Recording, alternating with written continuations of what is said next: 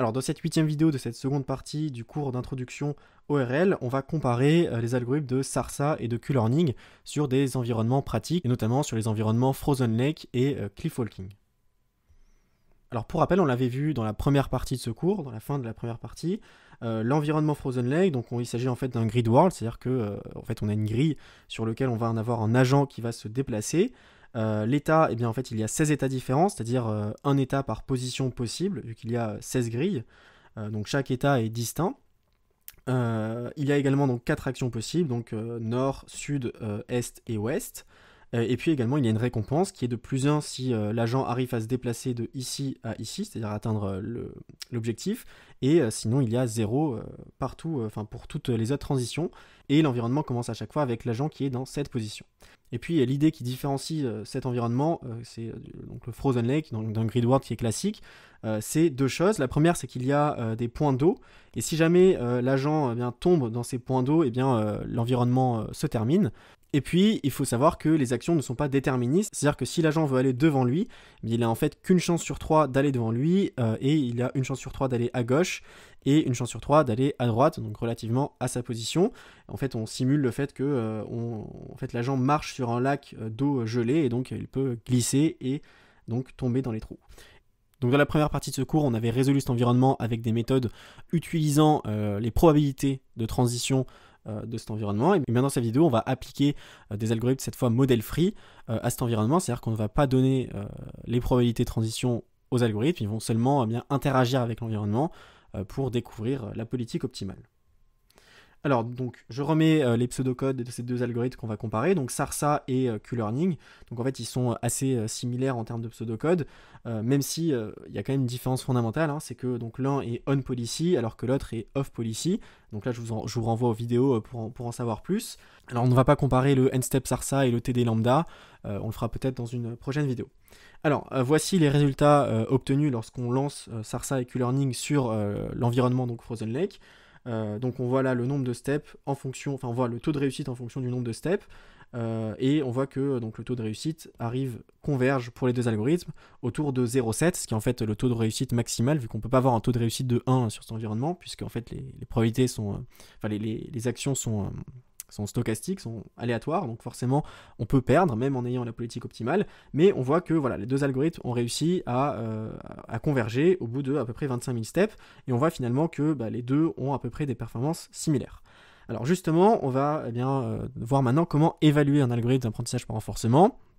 Parce que, évidemment, c'est bien beau de regarder la courbe des récompenses, mais ça ne dit pas forcément tout, et il faut être plus précis pour évaluer ces algorithmes. Donc, le premier critère, c'est évidemment donc, la vitesse de convergence. Le deuxième critère, ça va être la stabilité, c'est-à-dire que est-ce qu'une fois que on a convergé, est-ce que derrière on déconverge, c'est-à-dire on s'éloigne de la politique optimale. Et c'est vrai que donc, beaucoup d'algorithmes de RL souffrent de problèmes de stabilité. Et enfin, il y a le critère de performance finale. Est-ce qu'on a une politique finale qui est performante ou pas par rapport toujours à la politique optimale sur l'environnement. Alors, on va maintenant essayer de jouer un petit peu avec les hyperparamètres qui peuvent être modifiés donc, dans ces algorithmes. Dans un premier temps, il y a le choix de alpha. Donc, alpha, c'est la force en fait, de nos mises à jour. Chacune de nos mises à jour, elle va être déterminée par, en termes de taille, va être déterminé par donc, ce nombre alpha. Donc dans un premier temps, on va prendre un alpha qui est constant tout au long de l'apprentissage. Et donc pour Sarsa, donc voici le profil donc, d'apprentissage pour différentes valeurs de alpha. Et donc on voit qu'évidemment, là, si on prend un alpha qui est trop grand, finalement la convergence est trop lente, alors que des alphas plus petits permettent une convergence qui est plus rapide. Alors évidemment, l'inverse est évidemment faux. Si on avait pris un alpha très très petit, la convergence aussi serait très lente. Et pour le Q-Learning, on a également ce même profil-là, avec des alphas, avec des valeurs de alpha qui sont trop grandes, trop proches de 1. On a une convergence qui est très lente, et même en fait, on n'a pas de convergence. Alors que pour des valeurs de alpha plus petites, là, on a une convergence qui est bien atteinte et qui est même plus rapide. Donc finalement, on voit que comment choisir la valeur de alpha, il ne faut pas prendre une valeur trop grande, parce que sinon, on a une convergence qui est lente, voire absente. Alors évidemment là, ce n'est que sur un environnement, hein, donc il faut évidemment tout le temps, sur des nouveaux environnements, il faut tester tous les hyperparamètres pour assez rapidement voir lesquels fonctionnent pas. Mais voilà, je pense que c'est assez intéressant d'étudier le comportement sur cet environnement parce que comme ça on a des idées, on a des intuitions sur ce que fait chaque paramètre et comment bien le choisir. Alors maintenant, on va choisir un alpha qui est décroissant, parce qu'en fait c'est souvent ça qu'on fait en général au fur et à mesure de l'apprentissage. On veut choisir un alpha qui est de moins en moins grand pour réduire la taille des mises à jour, puisque on se dit qu'on va converger vers une politique.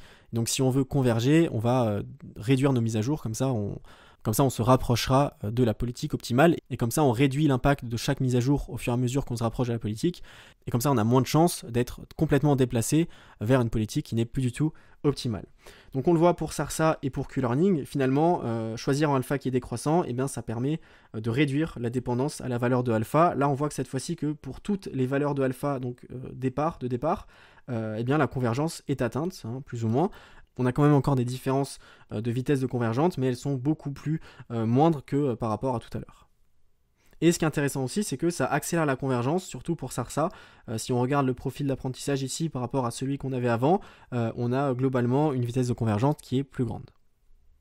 Donc finalement, choisir un alpha qui est décroissant, c'est pratique parce que ça réduit la dépendance en alpha, donc on a moins besoin de trouver la valeur de alpha qu'il faut. Alors maintenant, on va faire pareil pour le choix de epsilon. Donc epsilon, c'est le taux d'exploration. À chaque action qu'on prend, on va explorer avec une propriété epsilon et prendre l'action qu'on pense être la meilleure avec une propriété 1 moins epsilon. Donc là, on a testé donc différentes valeurs d'epsilon, donc 0,1, 0,5 et 0,9. Donc 0,1, on explore très peu. Et donc pour Sarsa, on voit que ça marche bien dans le cas de Frozen Lake, puisque finalement, en fait, 10% d'exploration, c'est en général quelque chose qui est recommandé. Là, on voit que 10% d'exploration, c'est quelque chose qui est convenable pour cet environnement.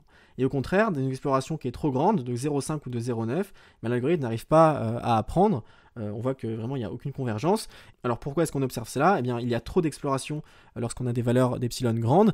Et donc, dans cet environnement, si on explore trop, on n'arrive jamais à aller jusqu'à la fin, c'est-à-dire à obtenir l'objectif, la récompense. Donc on va jamais pouvoir mettre à jour notre politique pour faire en sorte d'obtenir plus souvent cette récompense-là. On va trop être bruité par des actions qui sont inutiles et qui font que l'environnement se termine très rapidement. Donc finalement, on voit que Sarsa est très dépendant de epsilon. Alors au contraire, Q-Learning, ce qui est intéressant, c'est que on a beau varier epsilon, donc on le fait passer de 10% à 90%, eh bien les performances sont globalement les mêmes. On a une convergence qui est la même, on a une vitesse de convergence qui est à peu près la même. Donc on remarque que Q-Learning est très peu dépendant de epsilon, et ça en fait c'est assez justifiable, puisque Q-Learning, il apprend la value fonction de la politique greedy, donc qui ne prend pas en compte epsilon. Donc c'est pour ça que en fait finalement peu importe la valeur d'epsilon, il apprend la même politique, donc il est moins dépendant d'epsilon, ce qui est assez logique, alors que Sarsa il apprend la politique dans laquelle epsilon est incluse, dans laquelle on inclut l'exploration. Donc voilà, c'est pour ça qu'il y a une différence entre Sarsa et Q-Learning au niveau d'epsilon. Donc tout comme il est d'usage de réduire alpha au fur et à mesure de l'entraînement, eh bien il est d'usage aussi de réduire epsilon au fur et à mesure de l'entraînement. Donc là pareil, entre alpha et epsilon, on le réduit souvent d'une manière linéaire, c'est-à-dire qu'à chaque pas de temps, on le réduit d'une petite valeur fixe à chaque fois. Donc pour Sarsa, on voit que, encore une fois, donc choisir un epsilon qui est décroissant, ça réduit la dépendance à la valeur de epsilon.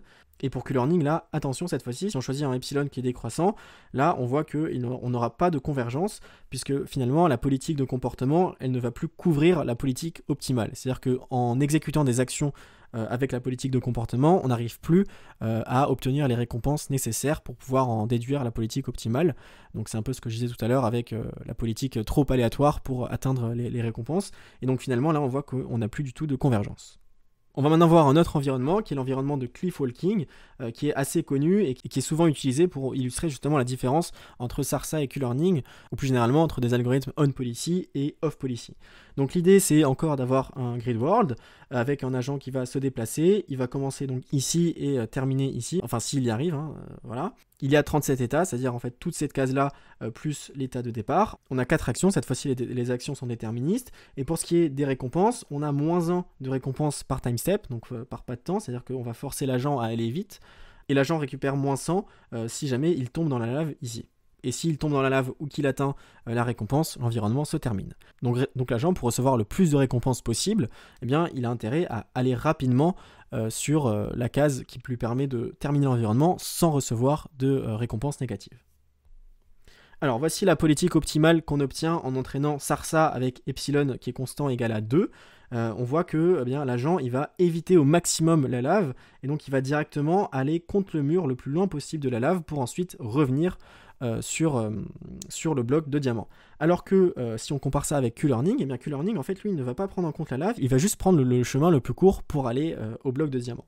Donc ça reprend ce qu'on a dit tout à l'heure. Sarsa va prendre en compte dans son apprentissage l'exploration. Et dans cet environnement, si jamais on prend cette politique-là et qu'on explore, eh bien on a beaucoup de chances de se trouver dans la lave.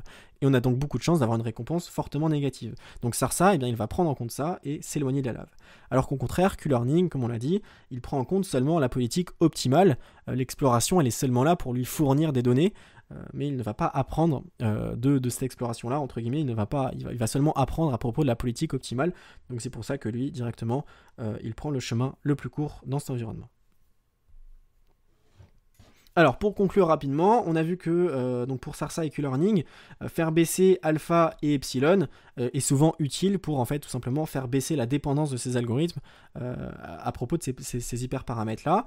Et ce qu'on a vu aussi d'important, c'est que pour le Q-Learning, epsilon doit être assez haut tout de même pour pouvoir couvrir la politique optimale. Donc c'est pour ça qu'il faut faire attention lorsqu'on décroît epsilon, il ne faut pas trop le faire décroître parce que sinon Q-Learning ne pourra plus converger vers la politique optimale.